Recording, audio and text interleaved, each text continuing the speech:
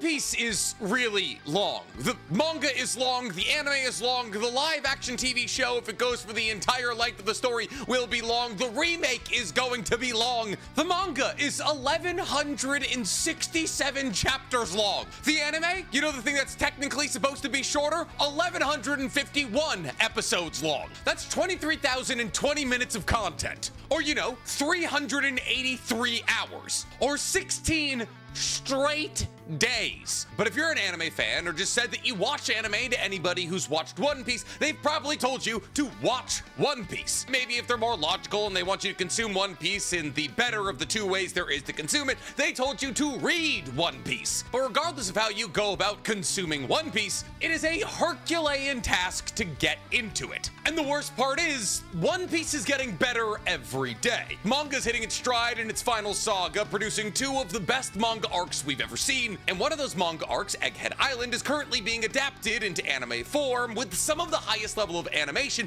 we've ever gotten. And therefore, there's probably a lot of you out there who have felt more pressure than ever to get into One Piece. But the prospect of watching 1,100 episodes, some of which are very good, some of which are very not, or reading 1,100 chapters, most of which are very good, is such a daunting task that it stops you from getting into One Piece. However, that's where I come in. See, because not only have I watched every single episode of One Piece, but I've also read every single chapter of One Piece. I am fully caught up on One Piece. I know it so well, I'm able to theorize about it. And thus today, I want to reach out a helping hand to you, the person who's wanted to get into One Piece for years, but has never had the time or motivation. See, because, well, nothing, and I mean nothing, will ever replace reading or watching One Piece yourself. I can come pretty close. See, because today we're going to embark on a 11-part series where I explain the events of One Piece on a saga-by-saga basis. Now, for those of you who have never watched or read One Piece, you won't know this, but One Piece is broken into 11 sagas. And those sagas include anywhere from 6 to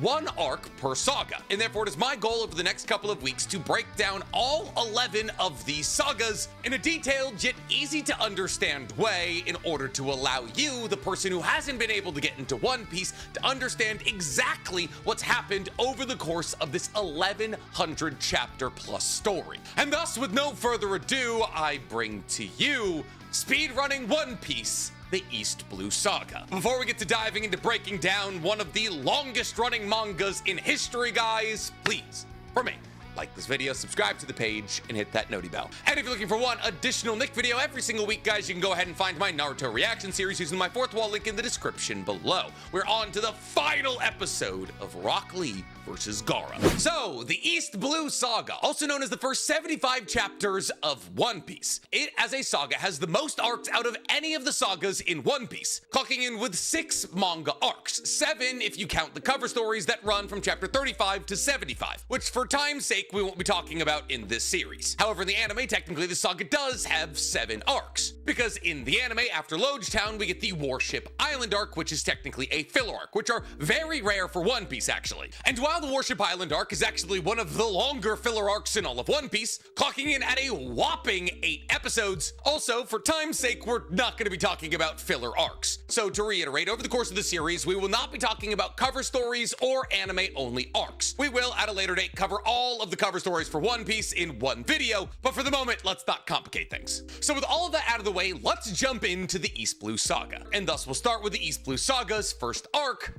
Romance Dawn. Romance Dawn introduces a huge amount of very important characters to One Piece's story. Characters like red-haired Shanks, Gold D. Roger, Luffy, Zoro, Helmeppo, and more importantly than any of them, Axe-Hand Morgan. But who are all these characters and how do they play into the grand story of One Piece? Well, One Piece's story begins with the execution of Gold D. Roger, the previous king of the pirates. However, before Gold D. Roger can be executed, he tells the crowd of people watching over his execution, which includes more and more important characters the further you go into One Piece, I'll explain that at some point, that he left all of the treasure that he got over the course of his pirating career in one place. And thus Gold D. Roger, before he's stabbed twice, ending his life, begins something known as the Great Era of Pirates. An era where the entire world became incentivized to find Gold D. Roger's treasure, or as it's known in the One Piece universe, the One Piece. Now, as to where Goldie Roger's treasure is, well, that will be revealed in time. As to what his treasure is, we still don't know. Now, flash forward 11 years after the execution of Goldie Roger. We come to a village by the name of Fuchsia, and we're introduced to a pirate crew known as the Red-Haired Pirates. Now, this is because they're led by their pirate captain, Red-Hair Shanks. Now, Shanks is one of the 4 emperors of the sea, a title we'll get to know more about later, but basically it means he's one of 4 of the most powerful pirates on the high seas. And because of this, a little boy from Fuchsia Village looks up to him. And that little boy is the main character of One Piece's story,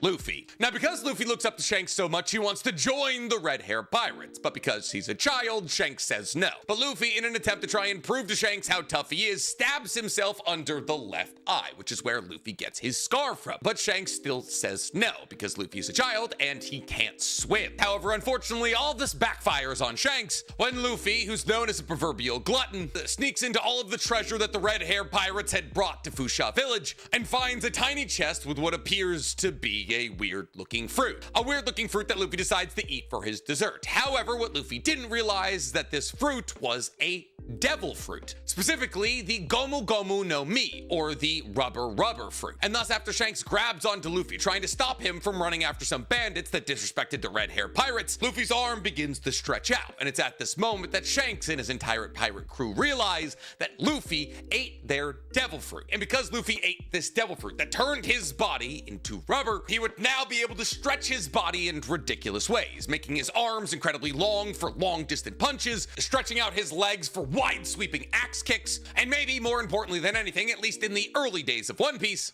allowing him to stretch his body to make him completely immune to all non-blade type weapons. So guns, cannons, maces, those kinds of things. But even though he gets all these wacky upgrades to his body by eating a devil fruit, it also means that Luffy will never be able to swim again in his life. See, because those who consume devil fruits are unable to swim in salt water specific, as salt water is the weakness of a devil fruit user, as simply coming into contact with it is enough for all of the strength in their body to leave them, causing them to sink like a rock to the bottom of the ocean. A debuff that's incredibly disadvantageous for people who want to become, oh, I don't know, pirates. And yet a whole lot of pirates are devil fruit users. Anyways, flashing forward, eventually the bandits who were disrespecting Shanks and his pirate crew come back to the only bar in Fuchsia Village. And just like before, they begin demanding alcohol. However, this time the red-haired pirates aren't there to make sure that cooler heads prevail. And thus when the bandits get fed up with demanding alcohol, they just decide that they're gonna kidnap Luffy, who's mouthing off to them, and sell him to the circus because of his weird body. But eventually, because Luffy pisses off these bandits, they decide that they're just gonna kill him. But before they get that chance, the red-haired pirates show up and wipe out everybody except for Higuma, who is the head of the bandits. And this Higuma, or Higuma, or however you say it, escapes the scuffle with the red-haired pirates, who are very easily able to destroy his entire crew because they are a ridiculously powerful pirate crew by throwing a smoke bomb, after which he grabs Luffy and throws him into a boat and paddles him out into the ocean, where he kicks him off,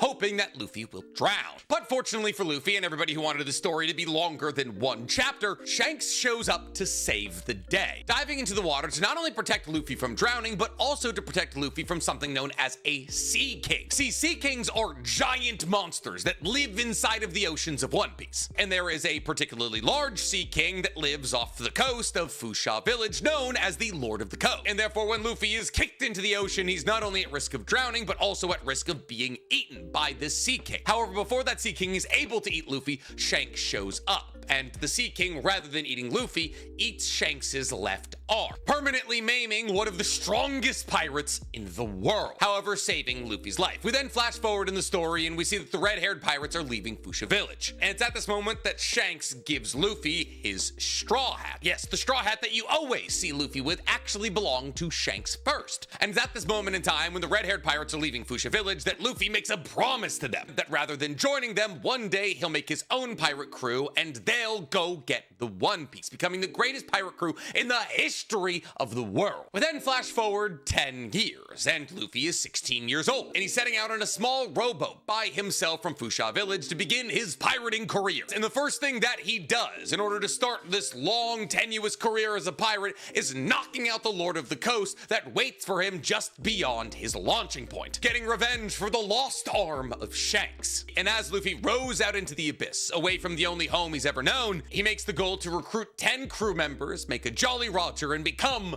the king of the pirates. However, all but immediately, Luffy is thrown into a whirlpool that he has no way of pulling out of. We then flash to an established pirate crew that exists under the captain by the name of Alvida, a bigger, abusive woman who beats on all of her crewmates for not doing enough work. And 3 of Alvida's crewmates, who are sent to the shore in order to check up on their base, find a barrel that is washed up on shore. And believing that there's alcohol in the barrel, they roll it up into their base and open it, hoping to drink it in private. However, rather than alcohol inside of the barrel, they find Luffy, who was napping. And it's at this moment in time that Luffy is introduced to a relatively important character in One Piece, Koby, a little boy younger than Luffy, who fell into the clutches of Alvida 2 years ago. Now, because of the commotion that Luffy was causing simply by existing, Alvida burst into the base. However, Koby scurried away with Luffy, as Luffy asked him if he had a small boat, as Luffy wanted to re-embark on his journey. And lo and behold, Koby did have a small boat that he made so that he could escape from Alvida. However, he's been too afraid to try. But Luffy, who would rather die than not live his life to the fullest, tells Koby that, who begins to realize that he's not living up to the dream that he had of becoming a Marine one day so that he could help average people. But before Koby's able to have any kind of emotional breakthrough, Alvida and her crew come crashing in and destroy the small boat that Koby had made. And even though Alvida gives Koby a chance to rejoin her crew simply if he says that she's the most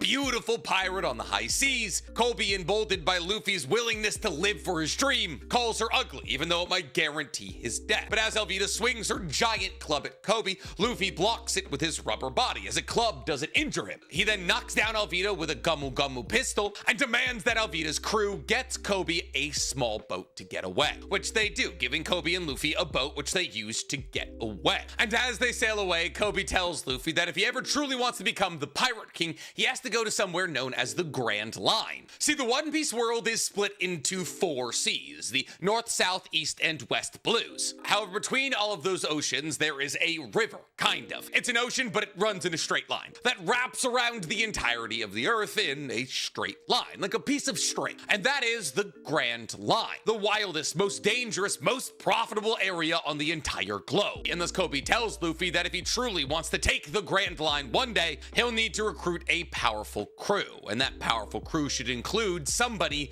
like the Pirate Hunter, also known as Zoro, who Luffy had heard about from Alvida's crew, a notoriously powerful swordsman known for hunting down and cutting down pirates. And fortunately, on account of the fact that Koby wanted to be a Marine, he's got some navigation skills, and thus he was able to get Luffy and himself to Shellstown, the Marine base where, conveniently, Pirate Hunter Zoro was being held, and thus Luffy and Koby make their way to the Marine base, where Zoro is tied out in front of in a crucifix-type manner. And thus Luffy began to court Zoro, asking him to become a pirate. However, Zoro didn't want to become a pirate because of his own agenda. His own agenda to become the world's greatest swordsman. It's then, over the course of Luffy spending a couple of days in Shellstown, reveals that Shellstown exists under a kind of dictatorship, ruled by Axe Hand Morgan, the head of the Marine base, and his son, Helmeppo, who rule over the town with an iron axe and put people to death for really the smallest of infractions. And thus inevitably conflict ensues between Luffy and the leadership of Shellstown, as the only reason that Zoro was tied out in the front of this Marine base is because Helmeppo made a promise to Zoro that if he stayed out tied to this cross for 30 days with no food,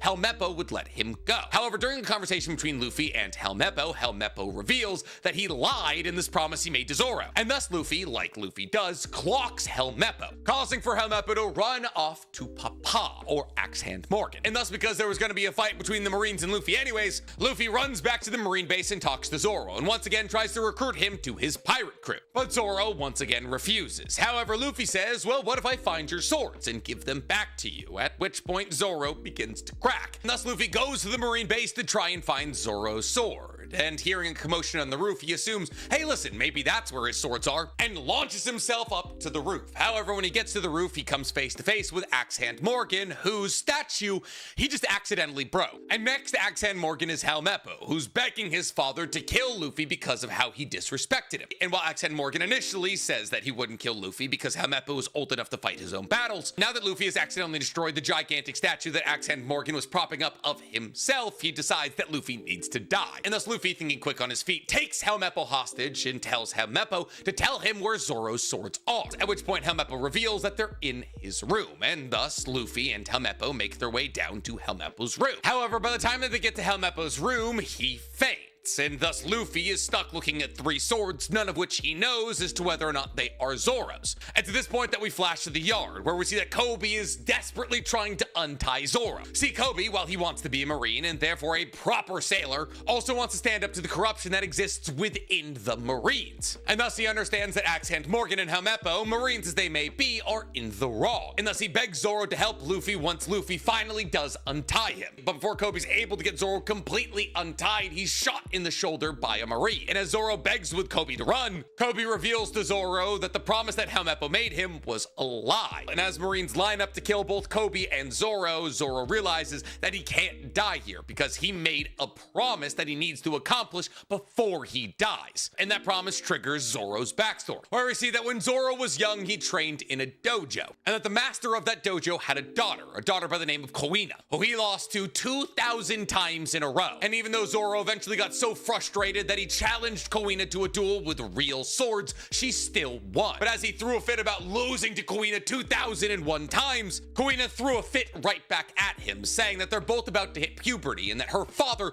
told her that women are always eclipsed by men by the time that puberty comes around in terms of strength. And therefore, while she may be better than him right now, eventually, by the time that they're both full grown, that situation will change. But this pisses Zoro off, who says, the reason that I'm gonna beat you one day is not because of your gender, but because I worked hard. And thus the two of them make an agreement to become the greatest swordsman on Earth one day. But then the literal next day, she dies after falling down some stairs. She falls down the stairs. It's a joke in One Piece. You'll get it eventually. Now Zoro, devastated by her loss, asks her father for her sword and sets out on his mission to become the world's greatest swordsman. We then flash back to the present, and before Kobe and Zoro can be riddled with holes, Luffy jumps in front of them, deflecting all of the bullets back at the Marines who shot. Luffy then presents all three of the swords from Helmeppo's room to Zoro and is like, which one is yours? And Zoro's like, all three. At which point it's revealed that Zoro is a user of the three sword style, which is one in each hand and one of his mouth, which is incredibly impractical, but he makes it work. And now that Luffy has provided Zoro with an escape from his, I guess, Christ-like death, Luffy frees Zoro, and Zoro agrees to become Luffy's first crewmate. And the two of them rush the Marines that have been ruling over Shell's Town for years now, as Luffy battles it out with Axe-Hand Morgan, very quickly getting the upper hand on him. However, Helmeppo takes Kobe hostage, putting a gun to his temple. Before Helmeppo's able to pull the trigger, Luffy hits him in the face with a Gumo Gumo pistol. But while he was distracted by Helmeppo, Axe-Hand Morgan lifts up behind Luffy, but before he's able to cut him down, Zoro does the honors, immediately proving his usefulness to Luffy by literally covering his back. And after both Helmeppo and Axe-Hand Morgan were defeated, the Marines that had lived under their tyrannical rule for years were actually thankful to Zoro and Luffy, however, still begged that they left Shell's Town. And when the Marines and Luffy and Zoro asked Kobe if he was coming along, he, rather than going with them to the Grand Line, stated that he'd like to become a Marine. And thus he enlisted the Marines, promising to do any job to work his way up through the ranks. And it's at this moment that Luffy told Kobe that they would meet again as the two of them shipped out. And that is the end of Romance Dawn, which brings us to the second arc in the East Blue Saga, the Orange Town arc. An arc that begins with Luffy and Zoro lost out at sea starving because neither of them have any sense of direction. And in a fit of hunger, Luffy tries to snatch a bird out of the sky in order to eat it, but because the bird is much larger than he realized, it actually captures Luffy, at which point Zoro has to follow after him, rowing his boat furiously. However, while following after Luffy, Zoro comes across three pirates who were floating in the ocean, who climb into his boat and actually try to steal the boat from him. Zoro knocks all of them out because he's much stronger than them. Now, these three pirates apparently belong to a crew of pirates that exist under Buggy the Clown, a notorious and cruel pirate captain, who these three pirates are very afraid of on account of the fact that while they had successfully plundered a ship, they had been robbed by a mysterious girl in a small boat. And it's revealed that that mysterious girl was none other than Nami, who's revealed to have made landfall after robbing the three pirates that climbed into Zoro and Luffy's boat, and is now running from three more angry pirates. However, it's at this moment that Nami bumps into Luffy and decides to call him boss, making the pirates that were following her believe that the two of them were in cahoots and that he was the person that was making off with the loot that she had stolen. And thus the pirates try to attack Luffy, knocking off his straw hat, and this pisses Luffy off, so he knocks all of them out, which impresses Nami. And thus she introduces herself to Luffy as a thief who specializes in stealing from pirates. And thus Nami gets an idea that the two of them should work together. She steals and he fights. But when she realizes that Luffy is a pirate, she gets a better idea. See, because Buggy very purposely tries to keep all pirates away from his island. And therefore Nami gets the idea to pretend to capture Luffy and turn him into Buggy and pretend to join his crew so she could, when his guard was down, steal all of his gold. However, when Buggy tells Nami to kill Luffy to prove her loyalty, her conscience gets the better of her and she's unable to kill him. However, fortunately, before Buggy's able to kill them both, Zoro once again flies in to save the day, cutting down Buggy with ease. However, it's not all that easy because, while sure, Buggy was cut down,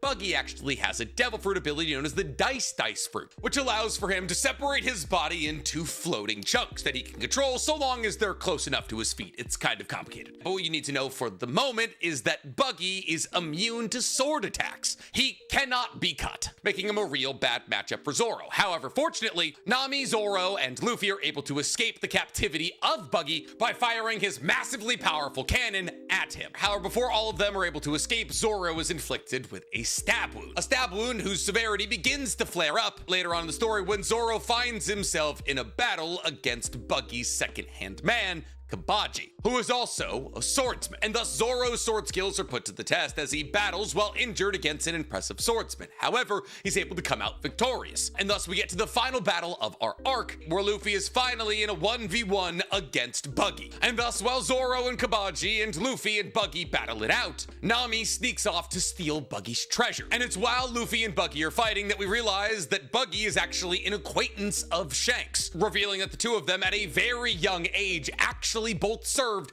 on Gold D. Rogers' crew. But before Luffy and Buggy's battle can reach its true finale, he sees that Nami is stealing all of his treasure. But Nami and Luffy work together in this battle against Buggy as Nami begins stealing some of Buggy's body parts, tying them together so they can't fly back to his main body, leaving Buggy with just his hands, feet, and head. A hands, feet, and head that Luffy sends flying with a Gomu Gomu pistol. And in this moment, it's revealed why Nami was trying to steal Buggy's treasure. And it's because apparently in Buggy's possession was a map of the Grand Line, a map of the Grand Line that Nami gives Luffy. And thus, because of how synergetically Luffy and Nami work together, Nami agreed to work with Luffy for the time being. But considering the fact that this battle had destroyed the majority of Orangetown, and the result of this battle made it look as though Luffy, Nami, and Zoro were the ones responsible for destroying Orangetown and knocking out the mayor of Orangetown, they're chased out of Orangetown.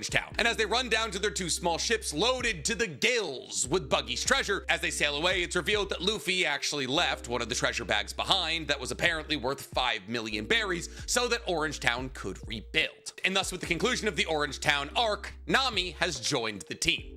Kind of. But that does bring us to the third arc in the East Blue Saga, the Syrup Village arc, also known as the Usopp arc. This arc opens with Luffy, Nami, and Zoro all arriving in the Syrup Village, where they meet a character by the name of Usopp, the village's local liar, who lies about commanding thousands of pirates known as the Usopp Pirates. However, in actuality, as opposed to commanding over thousands of pirates, Usopp actually just commands over 3 local children from the Syrup Village, who all look like root vegetables. I don't know why, but they do. And while the Usopp Pirates aren't actual menaces, they are a constant annoyance to all of the members of the Syrup Village, as they constantly cry wolf at the idea of pirates coming to invade their village. We're then introduced to Usopp's closest friend, Kaya, who is incredibly wealthy, but bedridden. However, fortunately for her, she has 2 butlers who are incredibly attentive, Mary and Clawhador. However, Clawhador is actually the evil pirate captain, Kuro, leader of the Black Cat Pirates. Well, see, while many believe that Kuro had actually been executed years ago, he in reality had swapped places with somebody else and fled to the Syrup Village in hopes of gaining the trust of not only Kaya, but also all of the residents of Syrup Village and inheriting Kaya's wealth. Now, the reason that Luffy, Nami, and Zoro ended up in Syrup Village is because they were looking for a ship. They now had a bunch of money because of what they stole from Buggy, but they were still floating around in 2 little sailboats. Now, fortunately, as they came into Syrup Village, they were able to befriend Usopp because Luffy found out that Usopp is actually the son of Yasopp, who is a member of Shanks's pirate crew. And as Luffy and Usopp walk around Syrup Village, they actually hear a conversation between Kuro, also known as Clawhador, and his former pirate crewmate, Django, who are building out a plan to kill Kaya and take all of her wealth. And when Kuro and Django realize that they've been overheard by Usopp and Luffy, Django hypnotizes Luffy and causes him to fall off a cliff, presumably to his death. However, nobody knows that at the bottom of the cliff he survives because you can't really die from falling on things if you're made out of rubber. And thus Usopp by himself has to run to Kaya to warn her about Kuro's plan. However, Kaya is confused by all of this and doesn't believe Usopp. But Nami and Robin do, as they begin to set up defenses for what they believe will be a siege of Kaya's estate. It's then revealed after that Kuro and all of his pirates have arrived at Syrup Village to take over Kaya's estate. And thus the Straw Hats begin their battle against the Black Cat pirates. And Kaya, who stumbles upon an injured Mary, her other butler, who was cut down by who he believed was Clawhador, as Clawhador revealed to Mary his true identity as Kuro, is told by Mary about Kuro's real identity. And thus Kaya goes to find him to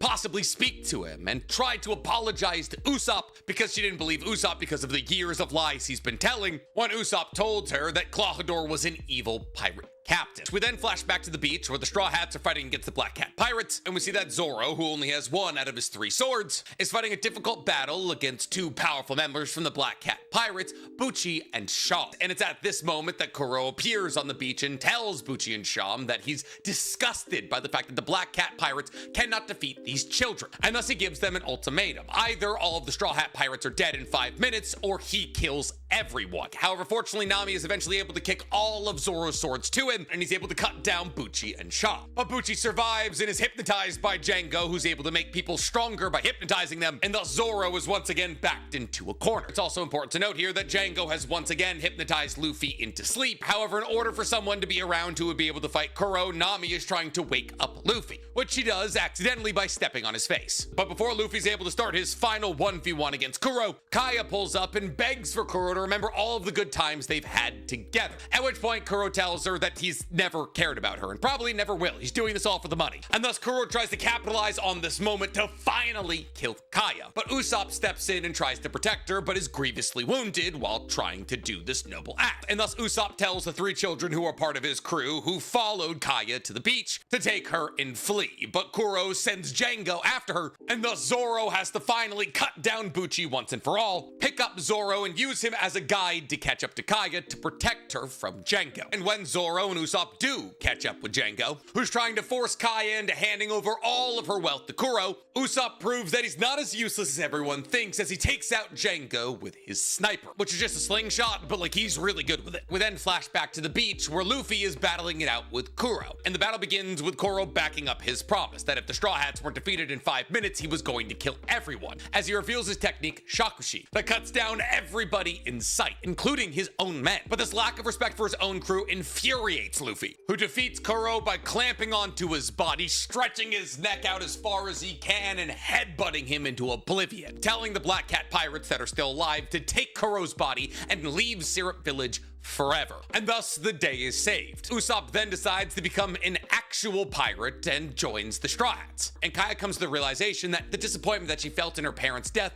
and the fact that she kept herself locked inside of her house was the real reason that she had been bedridden for years. And thus, in order to thank the Straw Hats for showing her this, she gives them their first ship, the Going Merry, which is modeled after her other butler, Mary. And thus the Straw Hats leave Syrup Village with their 4th crew member, and now their first ever ship. And thus our 4th arc in the East Blue Saga, the Baratie arc, begins. See, the arc begins with the newly formed Straw Hat pirates checking out their new ship, the Going Merry, and trying to create a Jolly Roger for their pirate ship, because what's a pirate ship without a Jolly Roger? And while trying to figure out exactly what they're able to do with the Going Merry, both Luffy and Usopp are trying to fire their cannon at a rock formation to see how their cannon works, how accurate they are, and a bunch of other things. And while eventually they're able to hit this far off rock formation, when they finally do, it's revealed that there's 2 pirate hunters on the rock formation, who justifiably believe that they're they're under attack and therefore launch an attack at the Straw Hats. And thus one of them engages in combat with Luffy. However, while they're fighting, Zoro recognizes the person that Luffy's fighting as one of his friends, a fellow pirate hunter. And thus we're introduced to Johnny and Yosaku. And thus everybody apologized to each other, and Johnny and Yosaku are taken under the wing of the Straw Hat Pirates, which mostly includes saving them from starvation/scurvy, which makes all of the Straw Hats realize that if they are going to be a true pirate crew, they're gonna need a cook. And thus, as a way to thank the Straw Hats, Johnny and Yosaku tell the Straw Hats about a floating restaurant that's supposed to be a kind of paradise where they may be able to find a cook who can help them, called the Baratie. And thus the Straw Hats set sails for the Baratie, where they all but immediately started a scuffle with a marine by the name of Full Body. And during the scuffle against Full Body, they accidentally send a cannonball through the Baratie's roof. And thus Luffy has to plead with the head chef, captain, and owner of the Baratie, which is kind of just a pirate ship, Zeph, to allow the Straw Hats to pay him back in a way that doesn't involve too much money, because they kind of used it all already. And while all this is going on, a starving pirate makes his way into the Baratie with no money and demands food. However, because he had no money and because he was disrespectful to everybody in the Baratie, he's beaten up and thrown out. However, because he's starving, Sanji brings him out a meal as he wastes away on the front deck of the Baratie. And it's at this moment that it's revealed that Sanji can never turn away a starving soul. And also that there's nothing in this world Sanji hates more than wasted food. However, even though technically the Baratie did show this man a great kindness through Sanji, this pirate makes his way back to the armada that he's a part of that belongs to a pirate by the name of Don Krieg, and tells him all about the Baratie, which Don Krieg realizes would be an incredible ship to own in his armada to make his armada relevant once again. See, it's revealed that Don Krieg had actually made an attempt at sailing the Grand Line. However, just 7 days into sailing the Grand Line, his original ship and his entire fleet were destroyed. And thus as a battle ensued between the Baratie and Don Krieg, Luffy, who had been working as a chore boy to pay off the hole he blasted in the ceiling of the Baratie, tried to get himself and the rest of the Straw Hats away from this ensuing battle, only to realize that Nami had stolen their ship and all their treasure. However, before they were able to go after Nami and Don Krieg's galleon, it's actually cut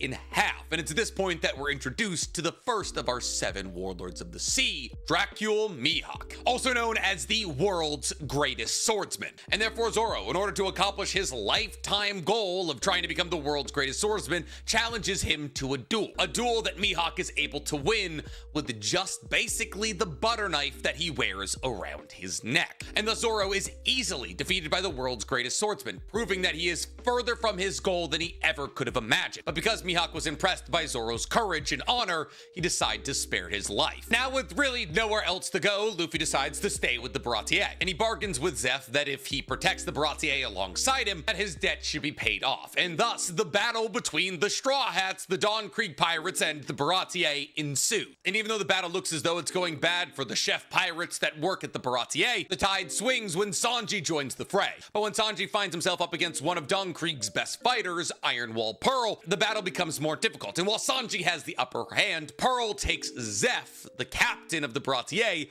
hostage. And it's at this moment that Sanji thinks back to how him and Zeph met. See, apparently Sanji was once a chef in training on a different pirate ship, but Zeph, who was a pirate and not a chef at that moment, boarded his pirate ship and began to take it over. But before Zeph and all of his pirates could finish looting this pirate ship that Sanji was on, Sanji was thrown overboard into the water. But before he could drown, he was saved by Zeph, who broke the mast off this ship, threw it in the water, and used it as a flotation device. But because the storm that threw Sanji off the ship was so turbulent, it actually sunk both Zeph's ship and the ship that Sanji was on, killing all of those involved. And thus Sanji and Zeph were the only survivors of this failed pirate raid, leaving only the two of them to float to a nearby rocky island. No food grows, and it's impossible to fish because the island's topography, and therefore Sanji and Zeph have to ration what food they are able to salvage from the wrecks, and thus the both of them take one half of the island, promising to look out for ships using their vantage point. And yet 70 days pass with no ships coming by, and after 70 days Sanji has reached the end of his rations, and thus driven by hunger he goes to steal food from Zeph. However, when he gets over to Zeph, he realizes that Zeph had given him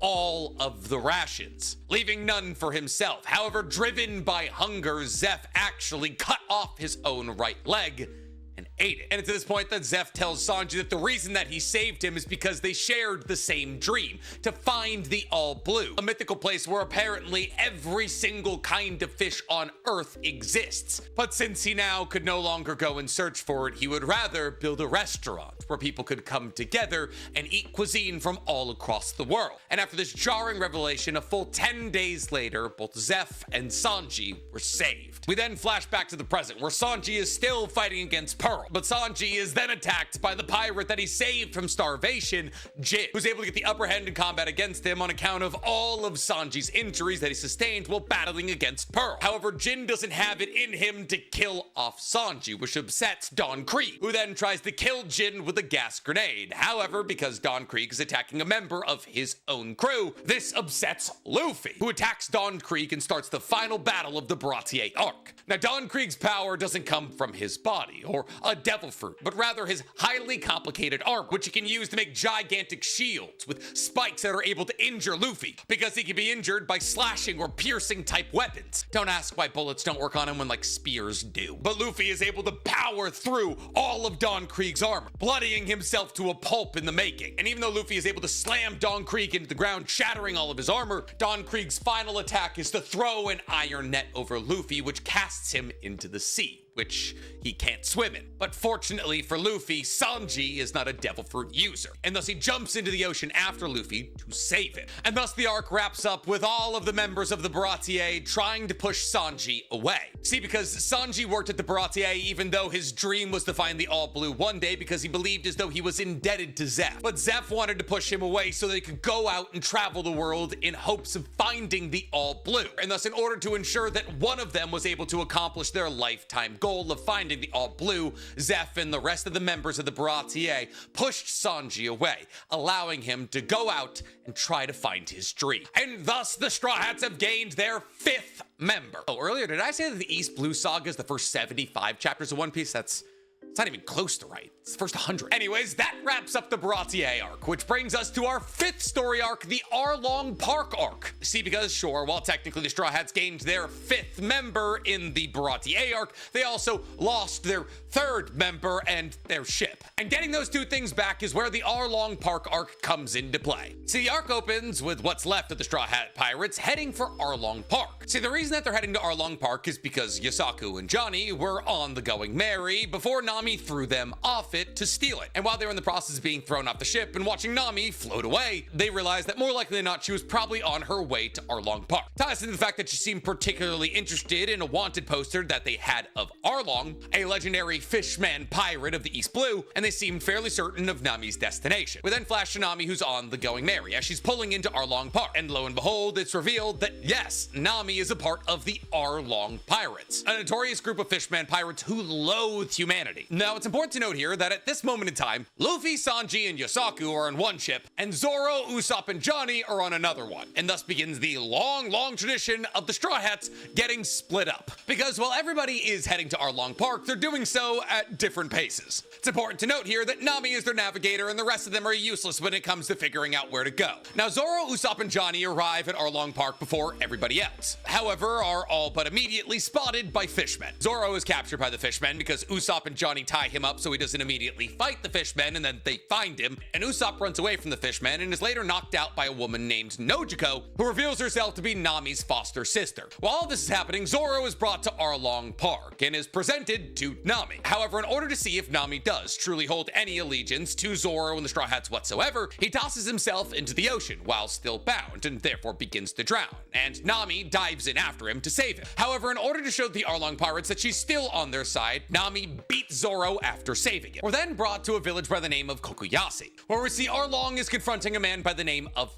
Genzo, Kokuyashi Village's sheriff. See, Arlong is trying to shake down Kokuyashi Village for a monthly payment. However, because Kokuyashi Village is becoming increasingly more and more poor on account of the fact that they keep needing to give all their money to Arlong, they really have nothing to give him, and thus Arlong is about to kill Genzo before Usopp steps in and shoots him in the face with one of his sniper shots. Now, this infuriates Arlong, but the fishmen drag him away away before he can go berserk and level the entire village, saving the day for the moment. After this, we see Nami arrive in Kokoyashi Village, where everybody treats her incredibly coldly, except for Nojiko and Genzo. We then see Nami and Nojiko visit the grave of their adoptive mother, Belle Marie. And it's at her grave that Nami tells Nojiko that she's this close to paying off Arlong's fear to buy back Kokoyashi Village. And thus it's revealed why Nami has been stealing from pirates. It's in order to save her village. Now back at Arlong Park, Zoro is able to break out because Nami released him of his bonds. And after being released from his bonds, he went on to defeat all of the fishmen around him and flee Arlong Park. And after fleeing Arlong Park, Zoro runs into a relatively important character by the name of Hachan, or Hachi, an octopus fishman who pops up in the story a fair amount. And as Hachan believes that Zoro is a corrupt marine who's come to Arlong Park to do business, he tows Zoro and his little ship over to Kokoyashi Village. However, when he gets to Kokoyashi Village, he hears about how Usopp fought back against fishmen and was caught by them. And as Usopp is being captured by the fishmen, Nami says she'll kill him herself. And even though Usopp tries to escape with a smoke bomb, Nami stabs him and kicks him into the water, which convinces all of the Arlong pirates that,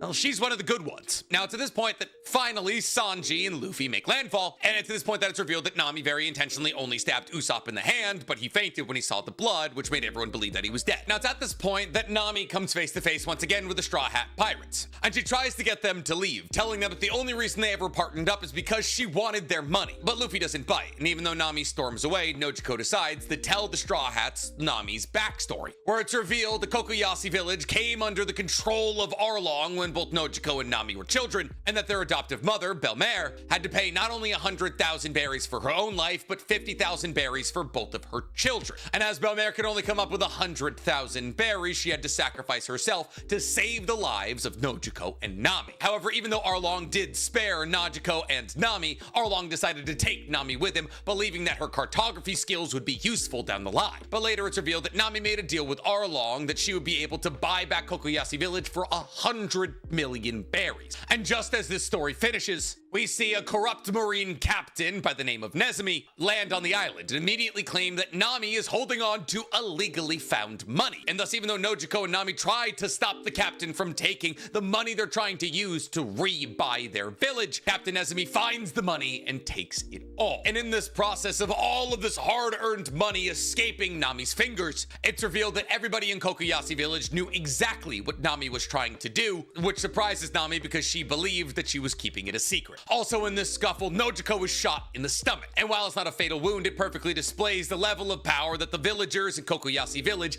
have when compared to the Marines or the pirates. Now, Nami then flies off the handle and goes to Arlong Park, accusing Arlong of stealing her money. But Arlong simply laughs as he says, "I didn't break our deal. Now you have to start from scratch." But Kokoyashi Village is fed up with Arlong, and Genzo the sheriff rallies the troops, which is just the villagers inside of the village, to go fight against Arlong. However, Nami pleads with them to save their lives, to not try and fight against the pirates. But they don't listen to her, as they're done shirking the responsibility of taking this village back onto the shoulders of just one teenage girl. And thus Nami pleads with Luffy to help her. And in this moment, we get one of the most legendary moments in the beginning of One Piece, as Luffy places his straw hat on Nami's head and assures her that everything is gonna be okay. It's at this point that Luffy, Zoro, Usopp, and Sanji head out to Arlong Park to battle their strongest foes yet in the Arlong Pirates. And thus Luffy kicks down the door of Arlong Park and slugs Arlong in the face for making Nami cry. And thus the battle between the Straw Hats and the Arlong Pirates ensues. Zoro is forced to take on Hachan, who is the octopus fishman that dragged him into Kokoyashi Village a little bit earlier. And even though it's 3-sword style versus 6-sword style, and Zoro has a fever and the massive wound that Dracula Mihawk gave him, with the help of Johnny and Yasaku, Zoro is able to gain victory over Hachan. And Luffy begins his battle against Arlong, but eventually Arlong is able to throw him into the ocean, where Luffy begins to sink like a stone. And Sanji goes to try and save Luffy. However, as they're battling against fishmen, a fishman by the name of Karubi takes the battle to the water against Sanji and begins to drown him. However, when Sanji sees that Genzo and Nojiko are going to save Luffy from his watery grave, Sanji takes the battle to land and begins to win against Karubi, while Usopp battles against a fishman by the name of Chu, who he tries to trick into believing that he had already defeated by playing dead. But upon realizing that everybody else was fighting for Nami's Nami's sake, he gained the courage to actually fight against Chu. A fight he was able to win by drenching Chu in alcohol, lighting him on fire, and then bashing him in the head with a hammer until he was knocked unconscious. Luffy is then eventually revived by Genzo and Nojiko, freed from the rocks that he had been embedded in, and thus he begins his final battle against Arlong. A brutal, long, drawn-out battle, which is undoubtedly the hardest battle we've seen yet in One Piece, as Arlong is leagues stronger than anybody else we've seen up until this moment outside of Mihawk,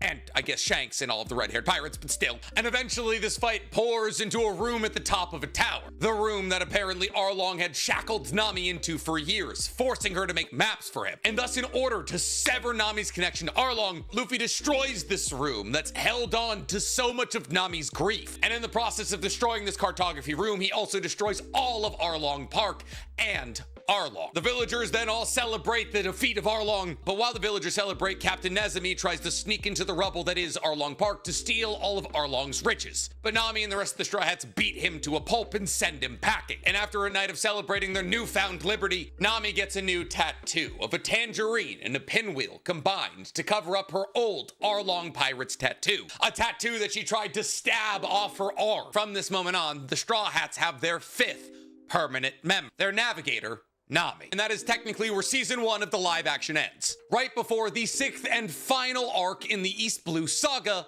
the Loguetown arc. The shortest out of all of the arcs, only clocking in at a total of 5 chapters. The saga begins with the 5 Straw Hats lounging out on the deck of the Going Merry, talking about how it's been revealed that Monkey D. Luffy now has a bounty of 30 million berries on his head, something he's ecstatic about. See, the larger the bounty, the more notorious the pirate, and usually the more powerful the pirate. And thus, by having such a massive bounty on his head, Luffy feels as though he's finally been recognized. But while they talk about his bounty, Zoro spots an island off in the distance, which is revealed to be Loguetown, the last stop in the East Blue if you're trying to get to the Grand Line. The island where not only Goldie Roger was born, but also where Goldie Roger was executed. All the Straw Hats decide to head into Loguetown to buy some supplies before making their way to the Grand Line. Sanji goes to buy food, Zoro goes to buy swords, Luffy goes to get in trouble, and all of them split up. Zoro off on his mission to buy new swords because he had broken 2 of the swords that he used previously and was only left with Kuina's blade, comes across a sword shop run by a man by the name of Ippon Matsu, who apparently has a cursed black blade that he refuses to sell to anyone. However, Zoro, who recently met a woman by the name of Tashigi in Loguetown, is immediately made aware that this black blade is none other than the Sandai Kitetsu,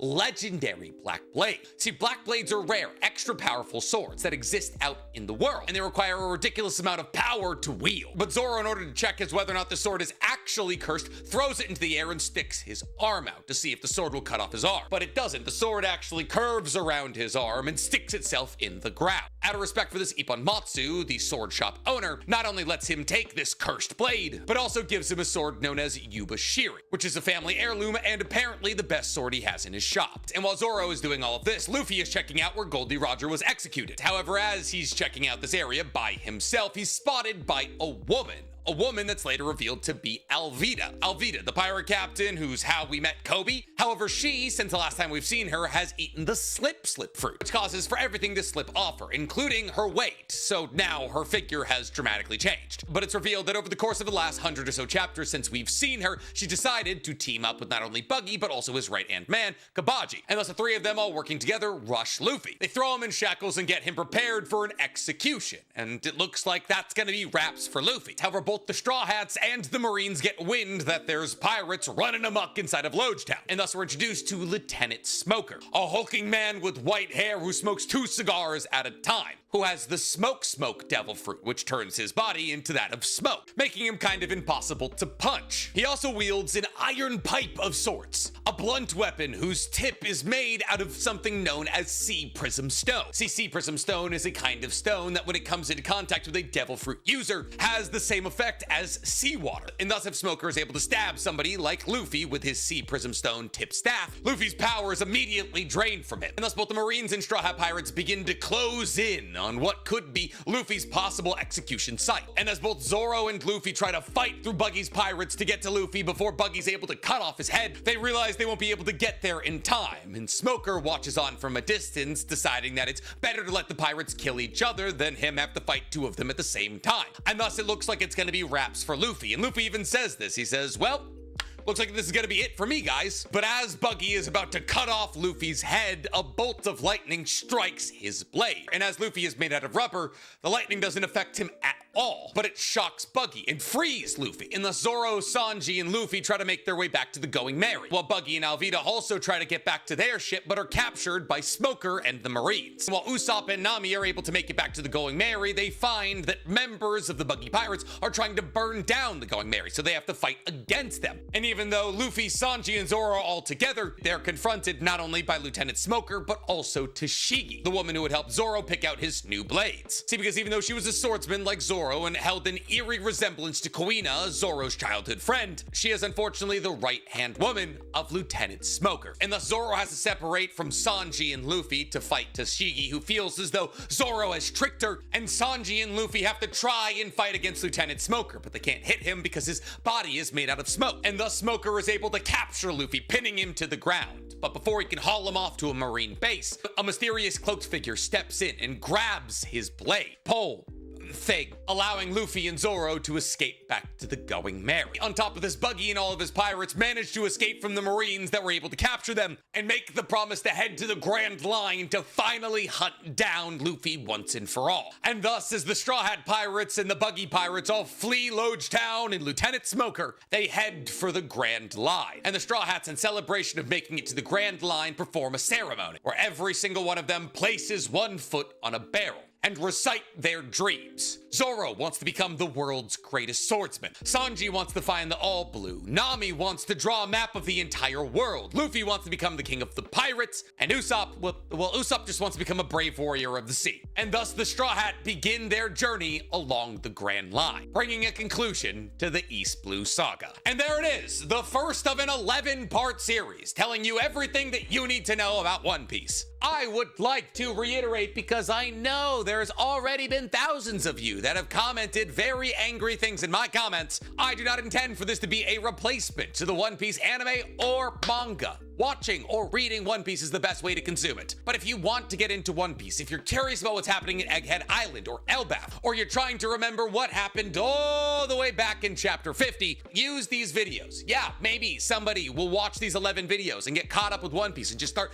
reading the manga from there. But have you ever considered for even a second that maybe while they're reading the manga, they fall in love with it, they'll decide to go back and read the entire thing and disregard everything they learned from little old me? There's nothing wrong with a manga or an anime being accessible, and if you're upset about it, I got nothing for you. But if you're looking forward to the other 10 parts of this series, guys, tell me in the comments below. And while you're down there, please, for me, like this video, subscribe to the page, and hit that noti bell. Oh my God, when this entire series is done and we slap all of it together in what is gonna be probably a 5 to 6 hour video, that's gonna be nuts.